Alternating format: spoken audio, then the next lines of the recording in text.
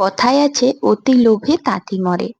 নিজের অতিরিক্ত লোভের কারণেই আজ নিজের বড় ক্ষতি করে ফেললাম। সুপ্রভাত বন্ধুরা, আমি মুনমুন। ছোট্ট একটি গ্রাম থেকে ব্লগার মুনমুন চ্যানেলে তোমাদের জন্য একটা নতুন ছোট্ট ভিডিও নিয়ে চলে এসেছি। আশা করছি ভিডিওটা তোমাদের ভালো লাগবে।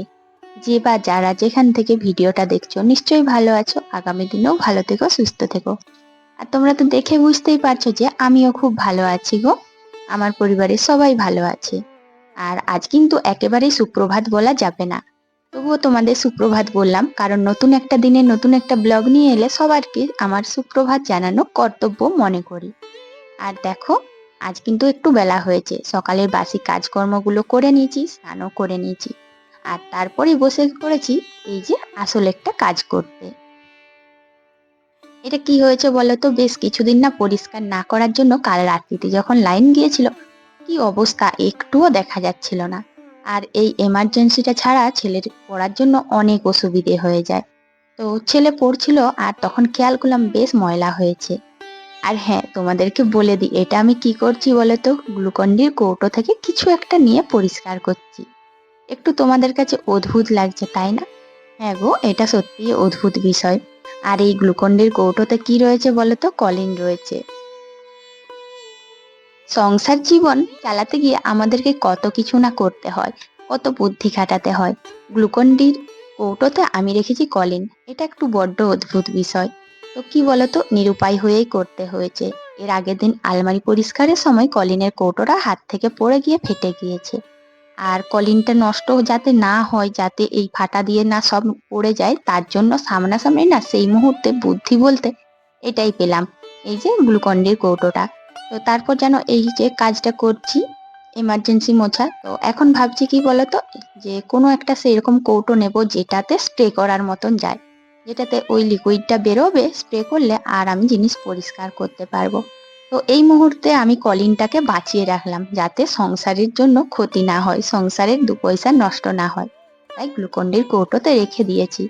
আর দেখো, ওই যে এমার্জেন্সিটা ভালো পরিষ্কার চকচক ঝকঝক করে আমি সোজা চলে এলাম বাগানে। আর একটু লোভের কারণেই এসেছি, কিন্তু জানো আমি বুঝতে পারিনি যে নিজের এত বড় ক্ষতি করে ফেলবো নিজের লোভের কারণে। তো বাগানে একটা জিনিস নিতে এসেছি। আর কি বলতো, এই যে দেখো বন্ধুরা, আমি নিতে এসেছি ওল। আর ওল গাছটা না এসে করে দেখলাম যে ওল গাছগুলো মরে গিয়েছে, দুটো জায়গায় ওল গাছ মরেছে। যদিও এটা আমি আগের দিন দেখেছিলাম, তবে সেই মুহূর্তে তো আর কদার নিয়ে যায়নি। আর সেই চিন্তাধারা করে আজ ভাবলাম যে আজকে একটু ওলের তরকারি করব। তাই এই যে এখন চলে এসেছি ওল তাড়তে।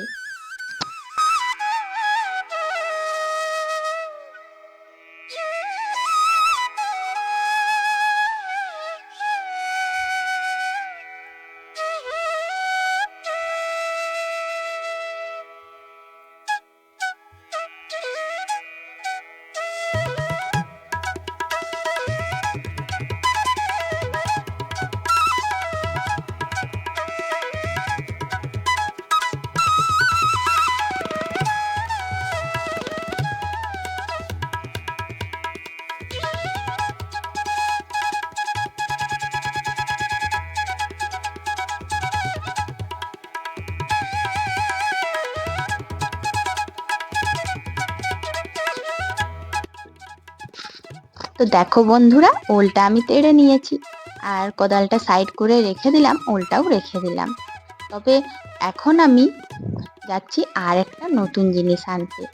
নতুন বলতে জায়গাটা কিন্তু নতুন তোমাদের কাছে, আমি কোনোদিনও শেয়ার করিনি আমাদের বাগানের এই জায়গাটা। আর অনেকদিন পরেই কিন্তু আমিও আসছি বাগানের এই জায়গাটা। তো দেখো, এটা একটা ছোট্ট ডোবা।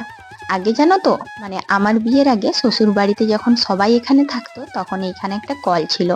আর সেই কলের জলে এখানে ছোট্ট একটা ডোবা হয়ে থাকতো। আর সেই ডোবাতেই কিন্তু মাছ চাষ হতো, শুধু ঘরে খাবার জন্য। তো এখন দেখো সেই গর্তটা আরো গভীর হয়েছে।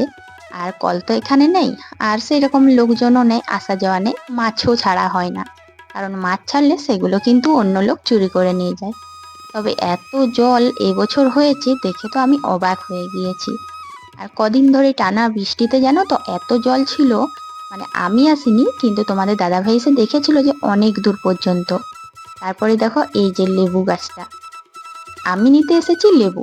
তো তোমাদেরকে বলেই দিলাম যে আমি এদিকে কেন এসেছিলাম।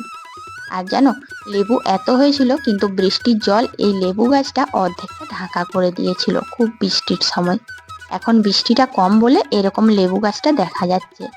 আর লেবু গাছটা জানো তো অনেকটা সোজা সোজাও ছিল, বৃষ্টির জলের জন্য এরকম ভাবে শুয়ে পড়েছে। লেবু গাছে লেবু তুলতে এসে দেখলাম লেবু গাছের তলে অনেক লেবু পড়ে আছে। তাই সেই পড়ে থাকা কয়েকটা লেবু আর গাছের কয়েকটা লেবু নিয়ে করে এখন আমি বাড়ি চলে যাচ্ছি।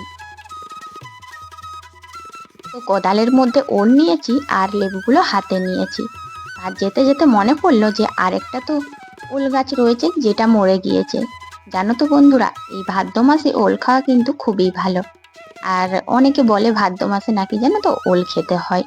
তো কিছু কিছু নিয়ম আছে যেগুলো পালন করার চেষ্টা করি। হ্যাঁ, সব পারি না, তবে যেগুলো আমি পারবো বা নিজের সাধ্যের মধ্যে সেগুলো চেষ্টা করি। আর এমনি তো আমার ওল খেতে ভালো লাগে। আর ওল গাছগুলো মরে গেছে তো ভেবেছিলাম যে ওল গাছগুলো মরে গেছে মানে ভেতরে অনেক বড় বড় ওল রয়েছে। আর জানো তো অনেক কষ্ট করে অনেকটা জায়গা ধরেই আমি মাটি তেড়েছিলাম যাতে অনেক বড় বড় ওল বেরোয়। কিন্তু দেখলেই তো তোমরা, দুর্ভাগ্যের বিষয় হাতে কত বড় বড় ওলগুলো পেলাম। তো গর্তগুলো এত বড় ছিল, ওল গাছ মরেও গিয়েছিল, কিন্তু তারপরও কপালে না থাকলে যা হয়, আর অতিরিক্ত লোভ করার জন্য যা হয়। এটা আমার বোঝা উচিত ছিল যে এই কিছুদিন আগেই তো ওলটা লাগানো হয়েছে। তবে তার সঙ্গে আরো একটা বিষয়, ওল গাছ মরে গেলে ভাবা হয় মানে এটা নিয়মেই রয়েছে যে গাছটা মরে গেছে মানে ভেতরে অনেক বড় ওল রয়েছে। সেই উদ্দেশ্যে আমি ওল আনতে গিয়েছিলাম, কিন্তু কি বেকার ফিরে আসতে হলো। তোমাদেরকে ভিডিও প্রথমেই বলেছিলাম যে আজকে কিছু বাসি কাজ করে এই যে কলপাড়টায় আর এই রাস্তাটায় ব্লিচিং দিয়েছিলাম। তো সেই ব্লিচিং এর জন্য না, যে সমস্ত কাজকর্ম করে কাঁচা ধোয়া করে যদি এই জায়গার ব্লিচিং গুলো ঘষি তাহলে তো ব্লিচিং সব চলেই যাবে। আর রাত্রেবেলায় ব্লিচিং দিয়ে ভিজিয়ে রেখেছিলাম বলে সকালে ব্লিচিং গুলো ঘষতে অনেক তাড়াতাড়ি আর খুব সুন্দরভাবে পরিষ্কার হয়েছে। তো সেই জন্য যেন কাঁচা ধোয়ার ব্যাপারটা করিনি। আর এখন যখন দেখলাম যে হাতে অনেক সময় রয়েছে আর তাছাড়া সূর্যি মামাও দেখা যাচ্ছে, সেই জন্য ভাবলাম কাঁচা ধোয়ার বিষয়টা করেই নি। আমরা যদি কাজ ফেলে রাখি তাহলে একটার পর একটা সমস্ত কাজেই জমা হয়ে থাকবে। আর পরের দিন যেন তো কাঁচা ধোয়া আর কমবে না, বরঞ্চ বাড়বে, কারণ আজকেরটা আবার কালকেরটা। তো দেখো, ওল আনতে গিয়েছিলাম, ওলের তরকারি তো আর কপালে জুটলো না, তাই আজকে এই যে লাউড়াটার তরকারি করে নিচ্ছি।